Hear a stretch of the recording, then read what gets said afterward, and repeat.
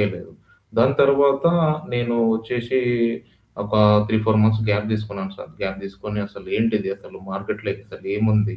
అలా నేను చూస్తుండగా మీ యొక్క ప్రొఫైల్ అంటే అశోక్ డైనమిక్స్ టెక్నాలజీ అనేది నాకు యూట్యూబ్‌లో జస్ట్ స్క్రోల్ చేస్తుంటే నాకు మీ యూట్యూబ్ ఛానెల్‌కెళ్ళాను సార్ ఫస్ట్. ఫస్ట్ చూసి ఓకే. పర్లేదు. వీడియోస్ చూశాను. సీఆర్ఎం అంటే ఇది. కస్టమర్ రిలేషన్‌షిప్ మేనేజ్మెంట్ అంటే ఓవరాల్ కస్టమర్ రిలేషన్ బేస్ మీద వర్క్ అయితది.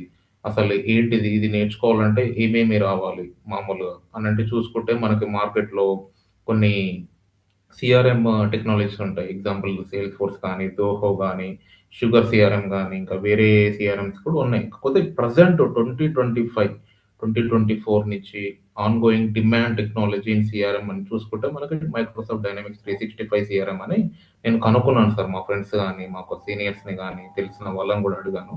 అడుగుతే వాళ్ళు ఆల్‌మోస్ట్ బానే ఉంది. You can go go on Shashank అని వాళ్ళు చెప్పిర్రు. చెప్పారు తర్వాత నేను మిమ్మల్ని ఫస్ట్ టైమ్ నేను వాట్సాప్‌లో మీకు మెసేజ్ జేశాను. మీరు రెస్పాన్స్ కాలేదు. తర్వాత మీరు ఫ్రీ అయినప్పుడు నాకు ఫోన్ జేసిన తర్వాత మీతోని ఒక ఆల్‌మోస్ట్ 30-35 మినిట్స్ మాట్లాడాను సార్. ఇట్లా నా ఓవరాల్ బ్యాక్‌గ్రౌండ్ అసలేంటిది? అసలు ఆ టెక్నాలజీ ఏంటిదనేది మీరు చెప్పినప్పుడు నాకు కొంచెం క్లారిటీ వచ్చింది. దాని తర్వాత నేను యూట్యూబ్‌లో మీ యొక్క డెమో క్లాస్ గాని, డెమో సెషన్స్ గాని చూశాను. చూసిన తర్వాత ఎగ్జాక్ట్‌లీ మీ రియల్ రియల్ టైమ్ డెమో క్లాస్‌కి అటెండ్ అయ్యాను సార్.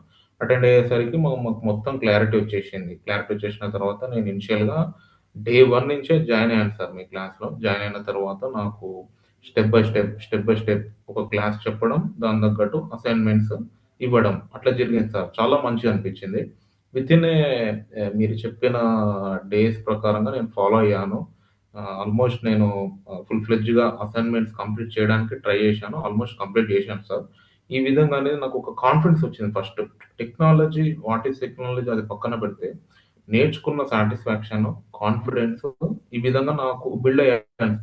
మొత్తం బిల్డప్ అయ్యాను మొత్తం. అంటే పర్సనల్‌గా, టెక్నికల్‌గా అసలేంటిది? అసలు ఏ టెక్నాలజీ ఏం చేస్తది? కాన్సెప్ట్ ఏంటిది? ఎట్లా యూజ్ చేయాలి?